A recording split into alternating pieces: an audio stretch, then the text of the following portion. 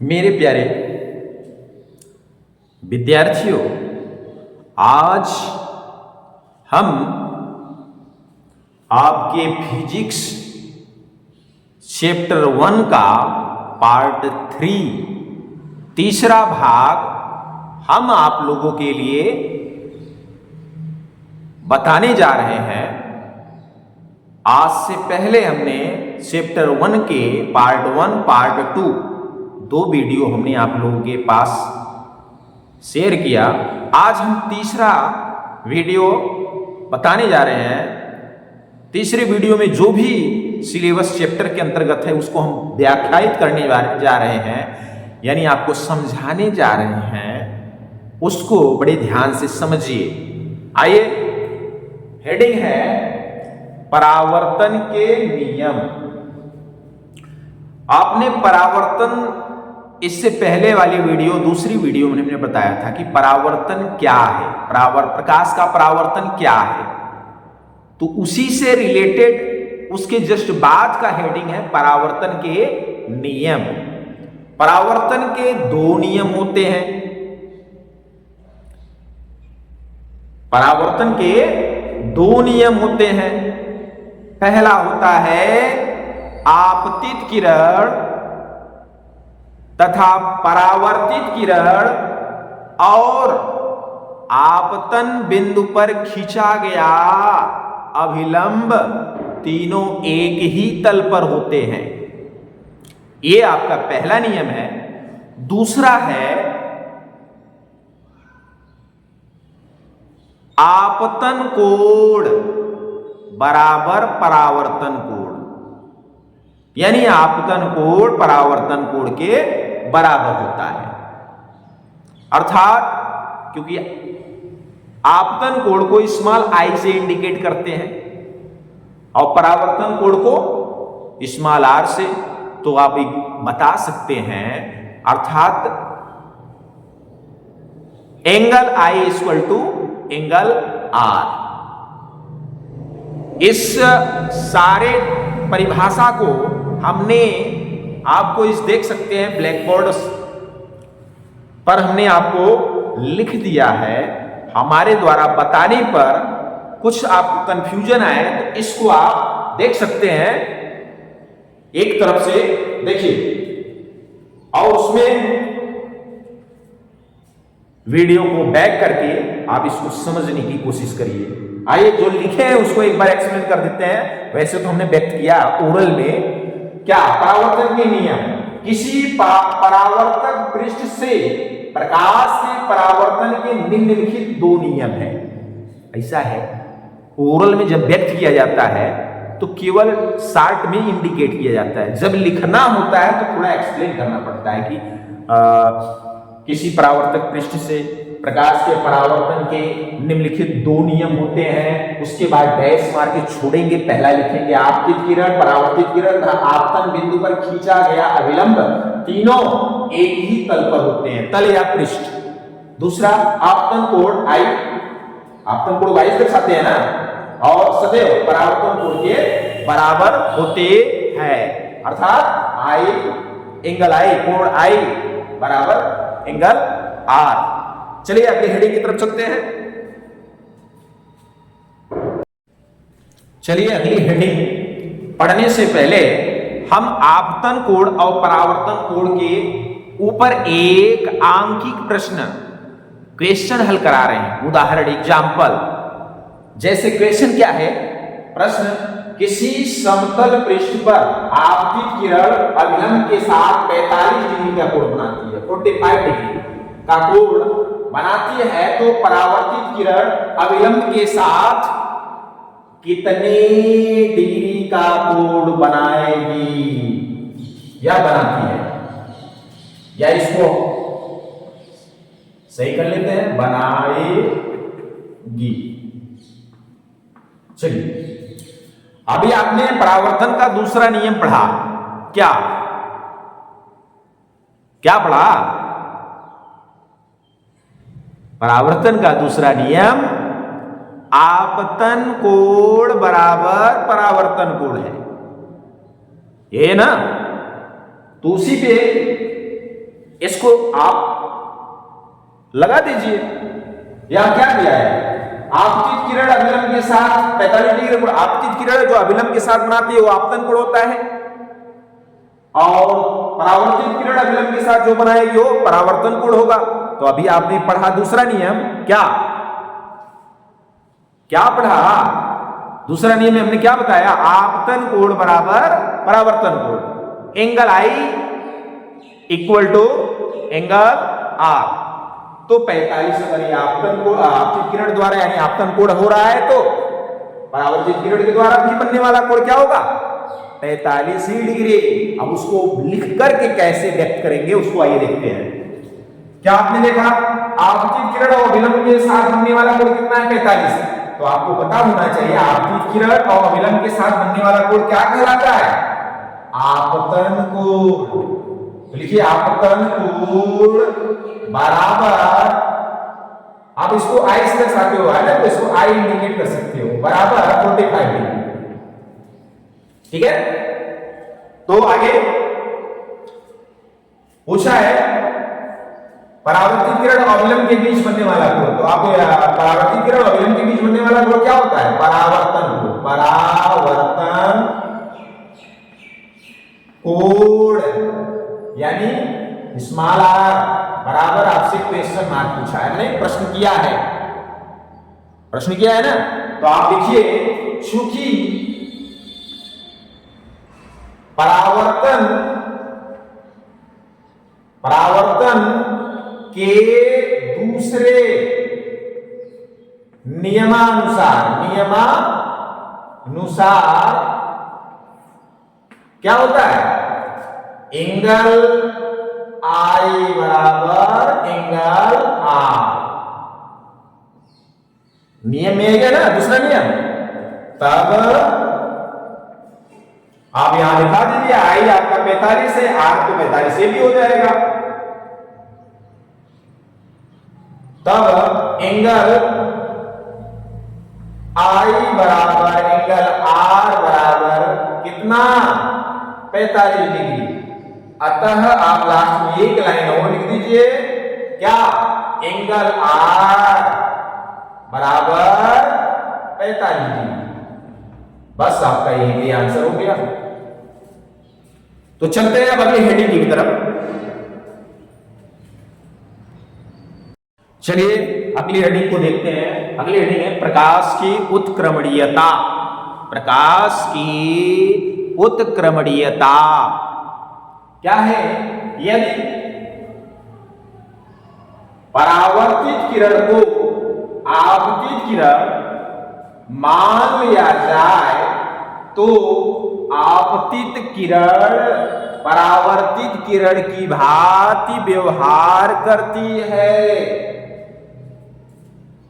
इस प्रकार प्रकाश किरण अपने गमन पथ को उत्क्रमित करने का गुण रखती है, अपने पथ को बदलने का गुण रखती है।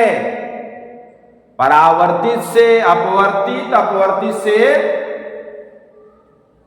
परावर्तित, और इस गुण को ही प्रकाश की उत्क्रमणीयता कहते हैं। अथवा एक छोटा सा प्रश्न, मैंने इसका परिभाषा देखिए, प्रकाश का अपने गमन पथ को उत्क्रमित करने का गुण, प्रकाश का अपने पथ को उत्क्रमित करने का गुण प्रकाश की उत्क्रमणीयता कहलाती है। आइए देखते हैं, डायग्राम में समझा देते हैं आपको। यहां पे आप देखते हैं कि ये आपतित किरण है, ये परावर्तित किरण होती चली गई।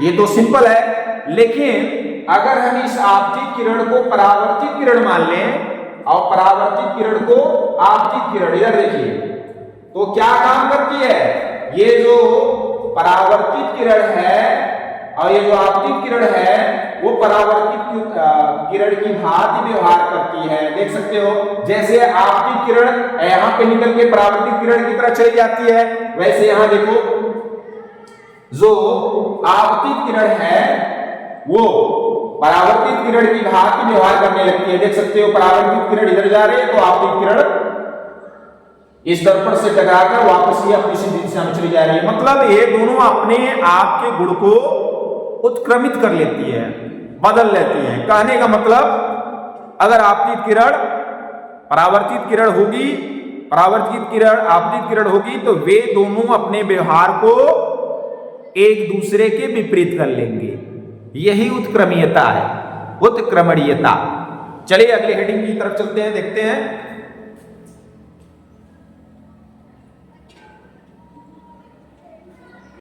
चलिए अगली हेडिंग देखते हैं, प्रतिबिंब। क्या? प्रतिबिंब। प्रतिबिंब क्या है, किसे कहते हैं? प्रतिबिंब किसी वस्तु से चलने वाली प्रकाश किरणें परावर्तन के बाद जिस बिंदु पर मिलती है या मिलती हुई प्रतीत होती है, उस बिंदु को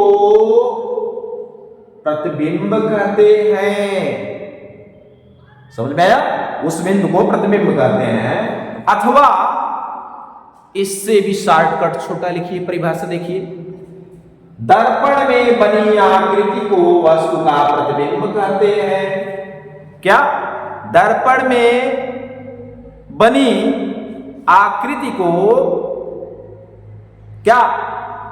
प्रतिबिंब, इमेज कहते हैं। आइए अब देखते हैं प्रतिबिंब के प्रकार। प्रतिबिंब के प्रकार क्या है? प्रतिबिंब के प्रकार, प्रतिबिंब के निम्नलिखित दो प्रकार होते हैं। यहां हमने लिखा है प्रतिबिंब के दो प्रकार होते हैं जो निम्नवत हैं। क्या है? वास्तविक प्रतिबिंब और आभासी। तो पहले वास्तविक देखिए, जब किसी वस्तु से चलने वाली प्रकाश किरणें परावर्तन के बाद वास्तव में जिस बिंदु पर मिलते हैं, उस बिंदु को वस्तु का वास्तविक प्रतिबिंब कहते हैं। ध्यान रखना, उस बिंदु को वास्तव में जो मिले, उस बिंदु को वास्तविक प्रतिबिंब कहते हैं। इससे रिलेटेड दो टॉपिक है, इसको समझिए। नोट में जो हमने आपको बताया है कि वास्तविक जो प्रतिबिंब है उसको हम पर्दे पर प्राप्त कर सकते हैं। वास्तविक प्रतिबिंब को पर्दे पर प्राप्त किया जा सकता है। दूसरा, वास्तविक प्रतिबिंब सदैव वस्तु के सापेक्ष उल्टा बनता है या होता है। ठीक है, चलिए अब देखते हैं दूसरी प्रतिबिंब। हमने आपको बताया आभासी प्रतिबिंब, उसको भी देख लीजिए। जब किसी वस्तु से चलने वाली प्रकाश किरणें परावर्तन के बाद किसी बिंदु पर वास्तव में नहीं मिलती, ध्यान रखना, वहां पे वास्तव में मिल रही थी, यहां वास्तव में नहीं मिलती, बल्कि आती हुई प्रतीत होती है। उस बिंदु पर आती हुई प्रतीत होती है, तो उस बिंदु पर बनने वाले प्रतिबिंब को हम आभासी प्रतिबिंब कहते हैं। आइए अगली हेडिंग देखते हैं।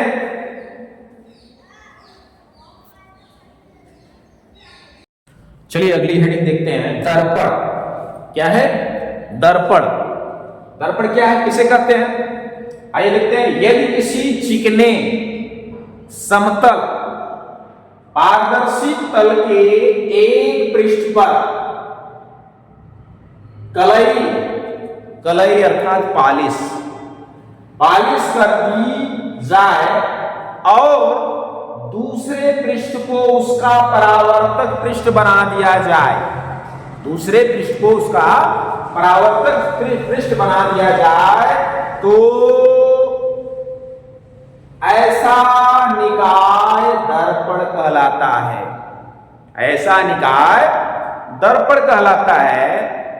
कहने का तात्पर्य यह है कि किसी चिकने या पॉलिशदार सतह के किसी पृष्ठ पर अगर इस साइड रेड ऑक्साइड का पॉलिश कर दे, तो इससे प्रकाश का परावर्तन या अपवर्तन होगा। तो ये जो हमारा निकाय प्राप्त होगा, ये क्या होगा? दर्पण। आइए अगला देखते हैं, हेडिंग दर्पण के प्रकार। दर्पण तो समझ गए। दर्पण के प्रकार, दर्पण दो प्रकार की होती है, एक समतल दर्पण, दूसरा गोलीय। ध्यान देना, उसमें अवतल उत्तल नहीं समेटना है। अवतल उत्तल जो होगा प्रकार वो गोलीय दर्पण का होगा। अगर आपसे कोई पूछे दर्पण कितने प्रकार की होती है तो बोलेंगे दो, एक समतल, दूसरा गोलीय। ध्यान देना। आइए समतल को देखते हैं। समतल दर्पण क्या है? किसी कांच की समतल प्लेट, समतल प्लेट के एक पृष्ठ पर कलई करके दूसरे पृष्ठ को परावर्तक पृष्ठ बना देने से प्राप्त दर्पण समतल दर्पण कहलाता है।